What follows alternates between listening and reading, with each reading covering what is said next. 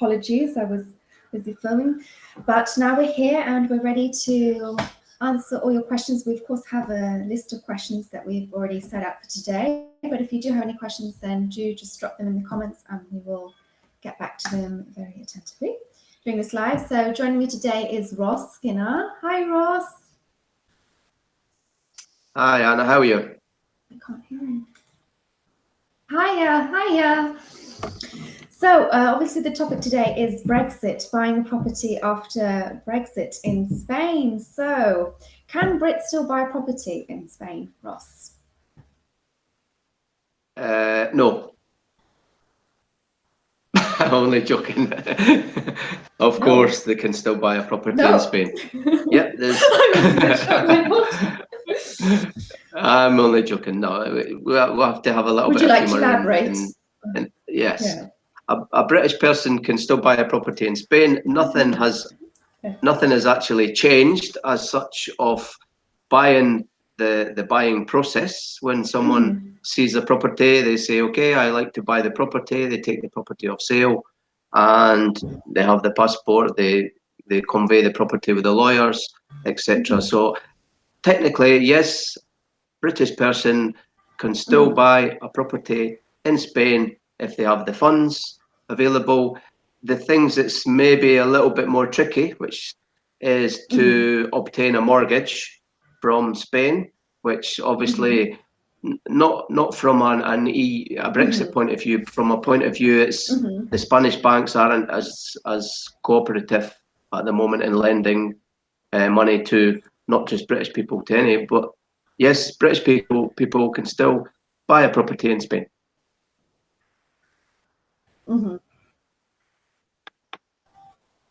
Real estate market then? Would you say it's had any impact at all, or none, or because there's obviously uncertainty? There is a lot of uncertainty. I'll give you an example.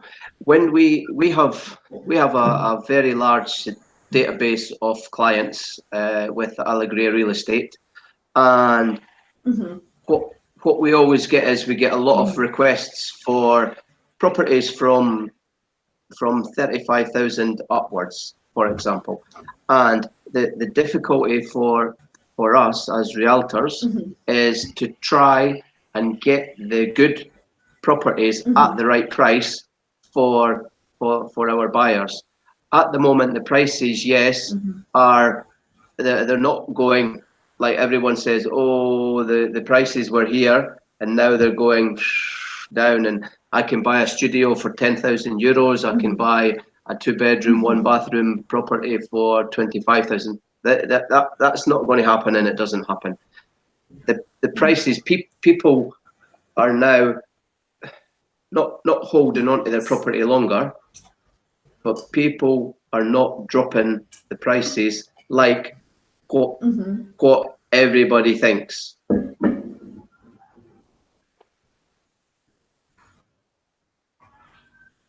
Okay, so the prices have maintained. They haven't dropped. They've maintained.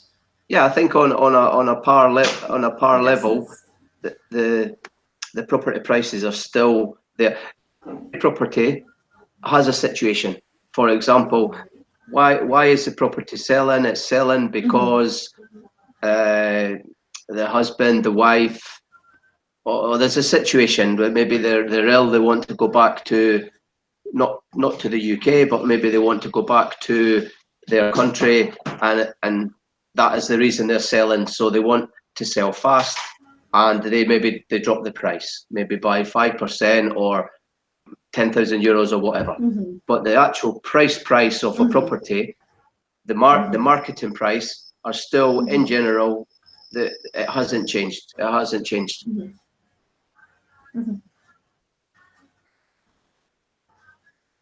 Katia, I am interested if Brexit anyhow broke the future of Spain. Will it ruin the opportunity for people to get the job? Obviously, the last question isn't really the topic of today, but do you have any? Would you like to elaborate? Would you like to address this in any way? I would say that,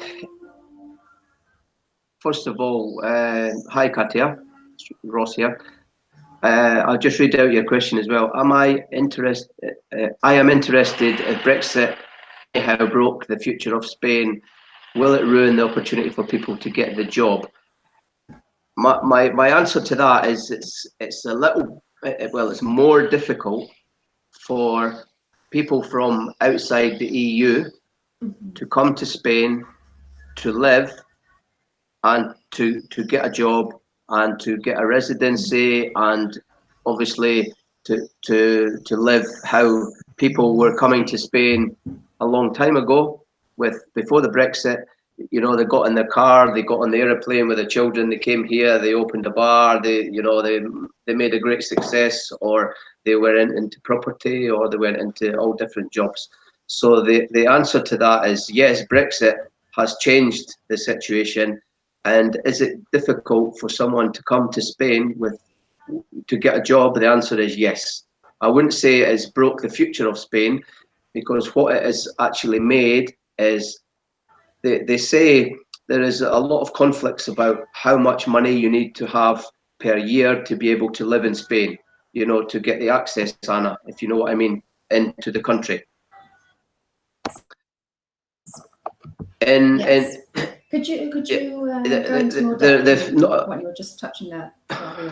Yeah, not to give you an exact figure to the euro, but from the UK, the Spanish government was saying that you needed to have approximately, say, 26 to 30,000 euros per year to be able to come and live in Spain, and you had to show that and prove it. And then for each member of the family, you needed another 10,000, another 15,000. So basically, if you had a business in the UK, or you had a business that was viable, that you could maybe work from home, but you could still come to Spain, and you can have these figures, these amounts. Yes, you could come, you could get a residency, and you can technically do what people did before the Brexit came, and everything changed for people living in Spain.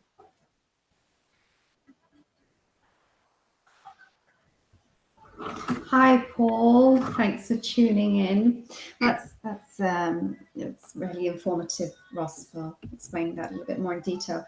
And with regards to purchasing taxes post Brexit in Spain, what are the taxes that people have to pay after purchasing here in Spain? You mean the tax off the property? You mean? Are you giving me a trick question? Like the stamp duty. No, I'm reading the questions that were set up for today. But we have some set up questions for today. I thought you were giving me a trick question. No, the purchase tax of a property. No, Brexit and Spanish purchase taxes. Yeah. To buy a property in Spain, you have the property price. Post Brexit, has it changed? No, it's still the same. 10% of the property price. If it's in this area, if it's a new build property, then it's a different tax. I think. Yeah. And it's still the same. It's not changed at all for post Brexit or any tax for buying a property. It's exactly the same. Exactly the same.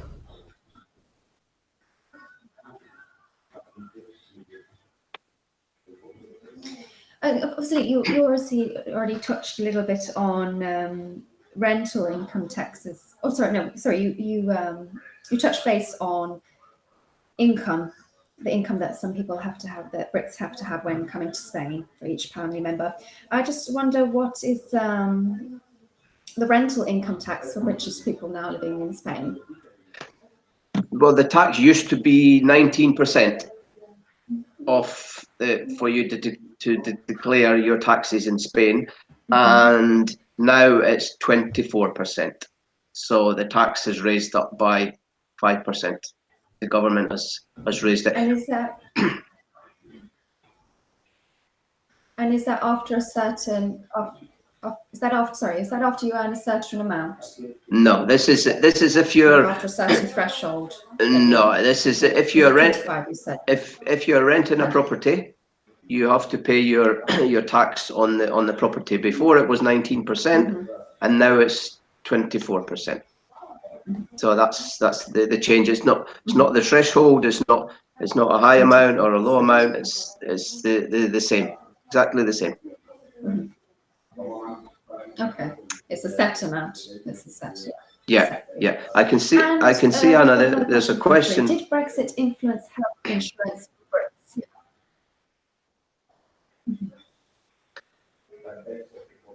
Did Brexit influence health insurance for the British?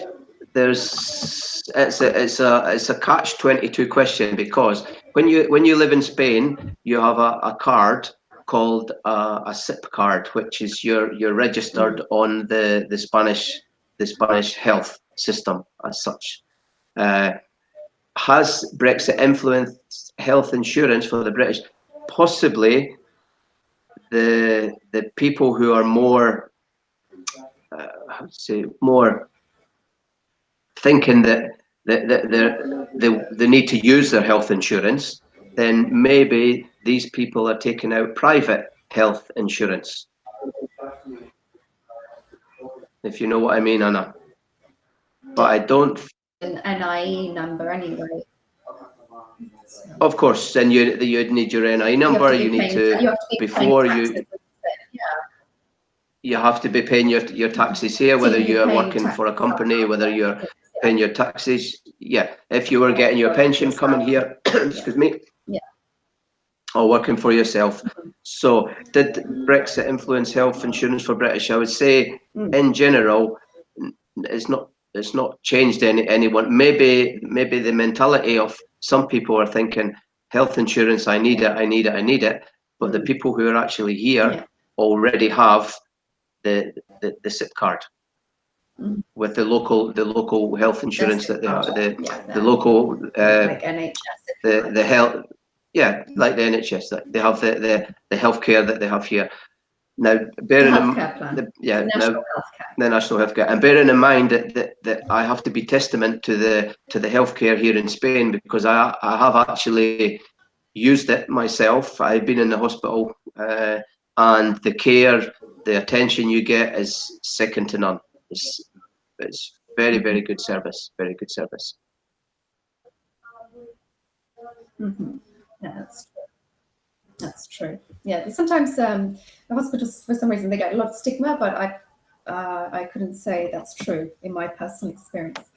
And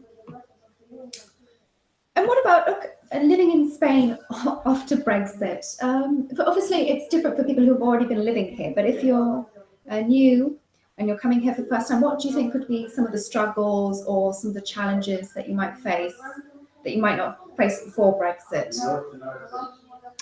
I think if you're coming here and you want to be a resident, then obviously you have the situation where you do need.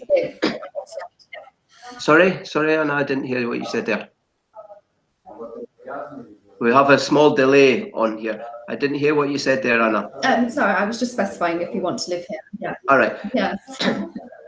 Can you ask? No, I was just saying, obviously, if you're coming to live here, yeah. But the constraints, I don't think. I mean, I don't think there's really any constraint differences from when we had no Brexit and we have the Brexit now. I would say maybe because we also have the travel restrictions, we have the coronavirus, so there is a lot less people in the area. But what I'm seeing a lot here is there's a lot more construction, even with our company, Alegria Real Estate. We have our construction company, Alegria Constructions, and we are building. We're still building, and we're selling the property to the Belgium people, to Finnish people, even to people from the UK who maybe just want to have it as a holiday home. So as a constraint, and living here after the Brexit, I don't think there's physically anything that you can see and pinpoint and say, this is because of Brexit. From Katerina Sizova. Hi, love that you share such essential info. Apologies. Thank you. Do you know if there are any special visas for young people to get the access to Spain and work there? At the moment, I was hearing that the government was actually in talk. The government was in talks to see how the young people could be brought to Spain, or not brought to Spain, how the young people could come to Spain to actually live and work there. There is a special visa, not for young people, but for maybe it could be for young people. But there's a thing called a golden visa, which everyone in general, young people have money, old people have money, all people. It's actually when you spend or you buy property over the threshold of €500,000, then you can apply and you can have a golden visa. The reason I think the government have done that in Spain is so that it brings obviously extra money into the economy for property, etc. But again, this is a golden visa, so this is something. It's a special visa. It's a golden visa, but this is for the young people. As I say, at the moment, the government are looking into with the other countries to see how they're going to agree this, especially with the Brexit, for the young people to get a visa to be able to come and work in Spain for more than before it was a. Sorry, and before it was a 90-day period, you could stay within any 180 days. So if you were coming here and you were going to work, for example, half a season or something, you need at least 6 months. So you physically couldn't do that now with the Brexit, a UK person.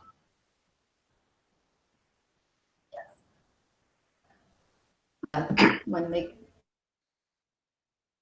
want to stay here for said amount of time, like more than the travel amount. You can't do it. The government has said this is the rules that with the Brexit with Brexit leaving, this is what you need. So what could and is there another type of visa like the culture visa? A what visa? Sorry, Anna. I didn't hear. I assume that there are work permits already, and for instance, there are student visas. Was this what you're leaning towards, but one more specifically for you young people that they're talking about? Yeah, they're actually looking into it. I was looking on the Spanish news, and they were looking into the type of visa to give like a working visa to see what the situation would be. I also read as well and saw on the news that the Philippines, because this is a different subject, but the Philippines were given a lot of vaccines because they were on one of these programs where the other countries were giving them the vaccines. And in the Philippines, they have made an agreement that you can actually get a work visa, anybody in the health system, to work in the Philippines. So maybe this is something that the Spanish might do, so that the young people maybe can work in specific industries. Maybe it's for a specific industry.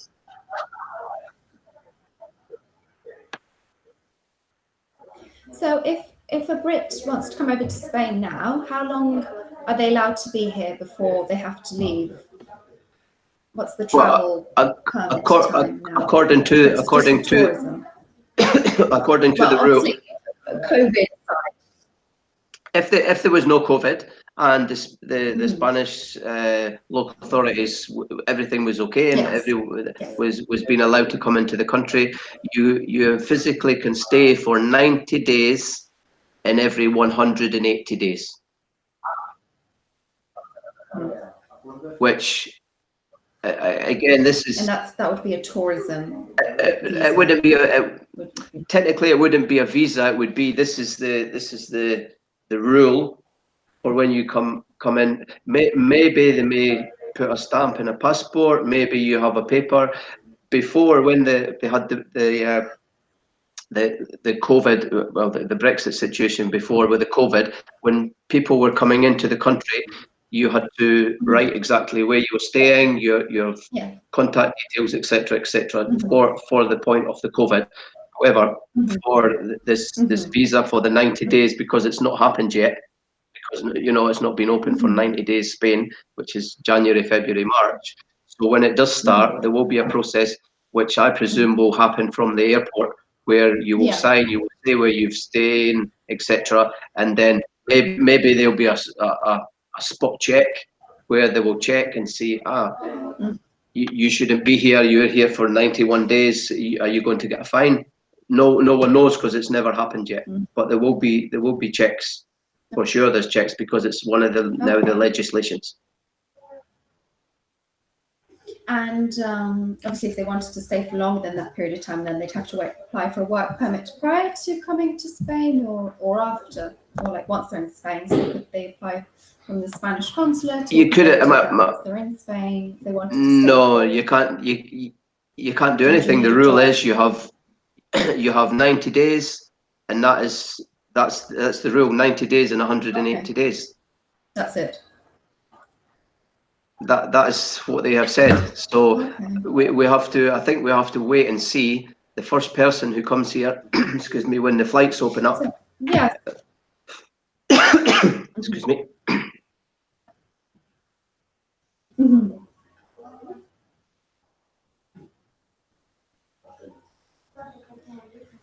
So we've obviously discussed a little bit about Brexit and British tourism in Spain. Would you like to add any more rules that are currently going on about tourism in Spain currently? I wouldn't like to. I don't think that adding a rule is something that it's something that even anyone can say. Look, we have a rule that we need to do because of X, Y, and Z. I think the British, not the British people. Well, it was them who voted for it. So technically, what came out of the Brexit, people were thinking, "Oh, nothing's going to happen. It's got to do with people who are buying things in Europe, people who are, for the fish economy, for all these other types of things." I think that's what people thought it was, and what was going to be affected. But I don't think the general person who has a property here in Spain now they physically can't use it. How maybe they came for 6 months. They came for 5 months. They physically can't do that unless they apply for residency.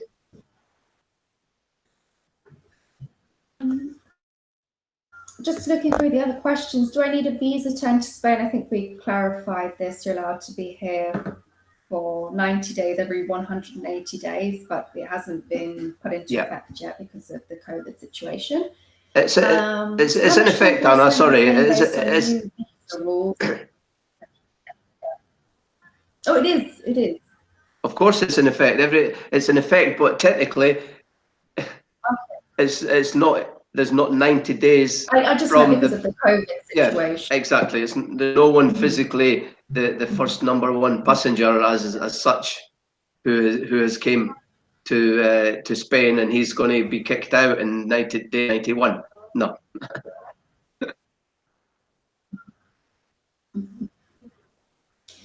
We have another question. Hi, do I have to open a Spanish bank account to buy a property? Can instant bank transfer SEPA replace the bank check at the notary? Thanks. From Imad Kodji. Emma, thanks very much for your message. And the long and short of the question is, no, you need a bank check at the local notary.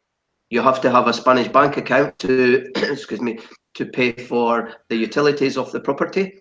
You also, excuse me, you have to have a Spanish bank account for paying the community fees, and the lawyer would collect the bank draft for the signing of the property, and also the Spanish bank. Well, the Spanish bank account is important because it's connected to your passport, to your NIE number, and you need it for the notary. You can transfer from from something, or from a bank transfer from a different type of account to your Spanish bank account.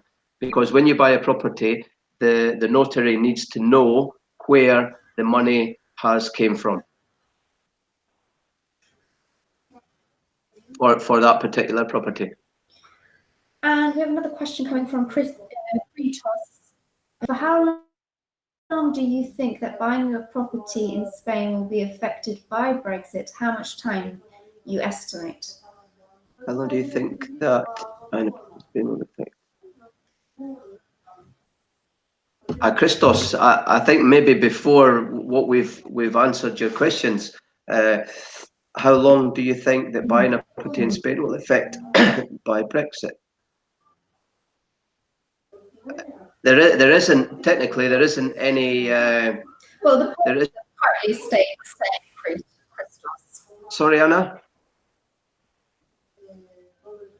You can. No, I was just saying that we mentioned before how the prices have remained the same. Yeah, you can still buy a property in Spain. You still have to have the buying process. You know you have your lawyer's fees, your notary fees. You have the 10% tax of the property price. So that's the same. That's not going to change. The Brexit for the prices of the properties, as I mentioned before, I do believe that the type of people now who are buying property in Spain who are going to live there for full time, as I said, it's either going to be people with businesses, because you do have to have a set amount of money per year to be able to have a residency to stay more than the 90 days within the 180 days. So I hope, Christos, that's answered your question. But the prices are not going, down like what everybody thinks. That's just not happening. Maintain. And we have another question from Alan Sharkey. What if someone has been in Spain since November? Will they still be able to apply for an extension to their stay after March? That's a good question, Alan. Is this, maybe you can type me again, is someone who is a non-resident in Spain, or are you a resident in Spain? And why have you not been able to go back from November? Because maybe you're a non-resident, or the flight's been changed, or where. If you can maybe just ask me that, or you can type it again, Alan, and give me the scenario of that. Because to be able to apply for an extension to stay after March, then the answer is no, because the 90 days are up. Yeah, I see it. They've said non-resident. Yeah, I see it. And the 90 days, your 90 days are up from the when the Brexit was started on the 1st of January. So technically, you should be leaving on the time of the 90 days, unless you yeah. Otherwise, you might be penalised. Well, you intend on registering as a resident. It depends the situation. What I would. Which you would have to do that before. I think, Alan. I think if you've been there, if you've been unable to travel back to the UK, then certainly I think you would. I see what. I say. Spain. Yeah. Well, unfortunately, he'll have to spend when he's finished in the winter in Spain. He needs to go back to 90 days. It's a 90-day rule, because the government are when they put these fines in place, then the fine I believe will be a big fine, because the Brexit situation is not just there for for a loophole for people to get around it. It's there because people voted for it, and unfortunately, the 90-day rule is a 90-day for non-residents. And we have another question from Jarek S. Are you worried about a collapse on the Spanish property market? What if the next holiday season will be weak? COVID restrictions, tourists will not come. I think, Jarek, thanks for your. Well, the Spanish property market has maintained. The Spanish property market is here and it is here to stay. Everybody wants the sunshine, they want the bars, they want the restaurants, they want to see the sunshine, they want a better life than maybe, not saying that where their country isn't a nice place to stay, maybe it's cold. Everyone wants the sunshine. This is a fact. The Spanish market, as I explained as well, it's a healthy climate. Of course, it's a climate. The World Health Authority has said in this particular area of the Costa Blanca, it's one of the top 10 places to live because of the microclimate it has. So for people still coming here, the COVID restrictions, yeah, there is COVID. The COVID restrictions, yes, are still in place. The tourists will not come. The tourists have not technically came for the last year, and but that's everywhere. It's everywhere. The people, the people in the actual the people in their own countries have spent their money where possible when things were open in their countries. So the economy of Spain, for the people, who had still had jobs in different sectors, have been spending their money here in Spain. The question about the Spanish property market, I don't think that is ever going to change. What I've seen over the last, as I explained in the last video, the ages of people buying has changed. Normally, we have people buying in the 60, 65 price bracket area. As I said, the last 4 deals that I've made, the people have been in the early 50s or 50-year-old. So this is people who are now got the disposable cash. They're saying, let's buy now because we can use the property longer. If we wait till we're 65, nobody knows what's going to happen. So they buy the property now, and this is what we've seen. More younger people are buying property.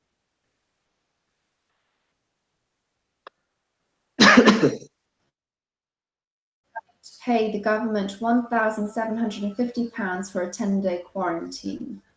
I think that the UK government started fining people if they're travelling back into the UK, if they've been abroad.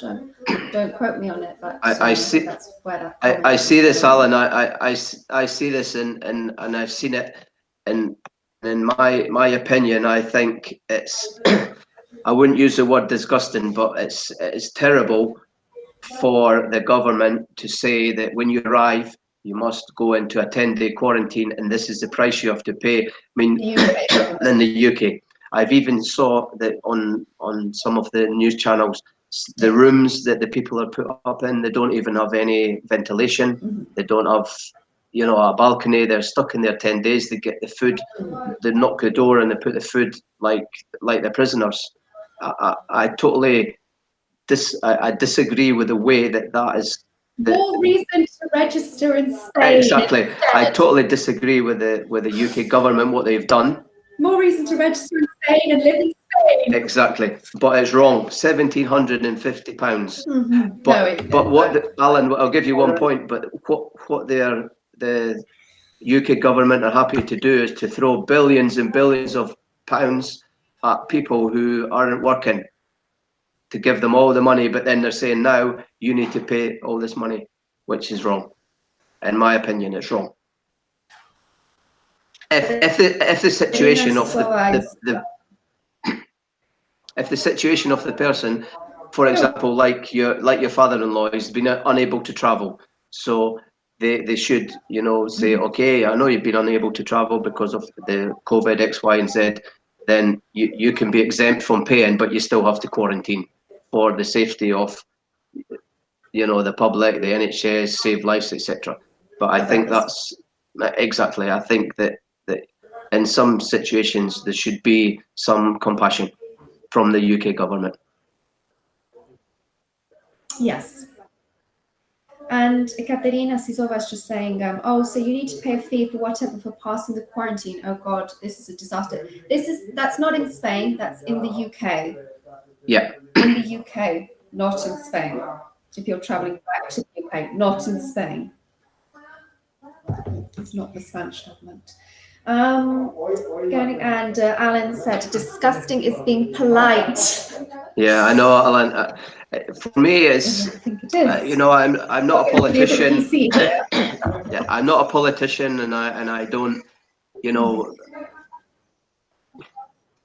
it's a subject. It's a subject that when you know, when I first heard that and it said, you know, you have to quarantine for this, then I thought, but you know, where are people getting the money from? It's wrong. Totally wrong. Yeah, it is wrong. It's wrong. It is And wrong. then sorry, Anna, and then on day number 2, you have to have a test, and then on day number 8, you have to have another test, and you have to pay for that as well. Wrong. It is wrong. Just going back to our questions to make sure that we've covered everything for today's live stream. Do I need a visa to Spain? We've covered this. You can come to Spain for 90 days, and after that, you have to leave. How much time can I spend in Spain based on new visa rules again? 90 days every 180 days. If you would like to stay for longer, then you would have to apply for residency, either having a job or registering as self-employed or running your own company, etc. Residential visa based on property purchase. You mentioned this, the golden visa, that if you buy a property worth more than 500,000, then you'll get the golden visa. I think that's everything.